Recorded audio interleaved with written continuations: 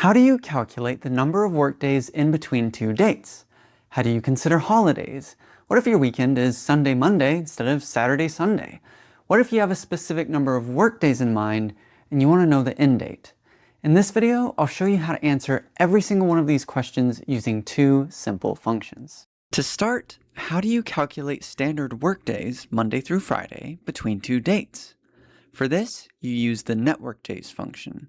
Just select the start date and end date, and you get your number of workdays between the two dates. But what if you want to ignore specific holidays? For this, you need a list of those holidays stored somewhere in your spreadsheet. Then just like before, use the netWorkdays function. Select the start date and the end date, and for the third argument, just select your list of holidays. This gives you the total number of workdays between the two dates, not counting any of the holidays listed here. Awesome. But what if your weekends are different from the standard weekend of Saturday, Sunday? What if it's just Sunday, or maybe something else like Tuesday, Wednesday? Here's what you do. For cases like this, you need to use the networkdays.intl function. And just like before, you start by selecting the start date and the end date. Then the third argument is where you specify your weekend. Here's how it works. Inside quotes, you enter a string of 7 ones or zeros.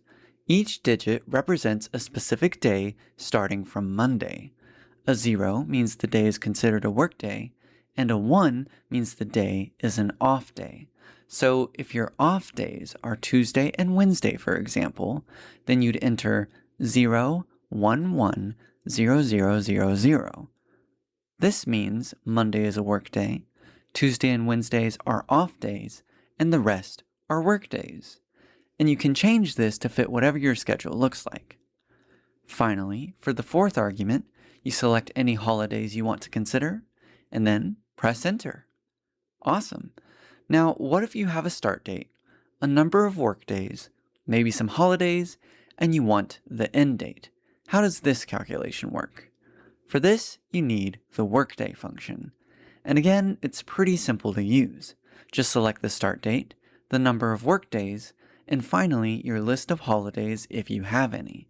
And then as a result, you get the end date. Now, what if your off days are not the standard weekend, Saturday, Sunday? In this case, you use the workday.intl function instead.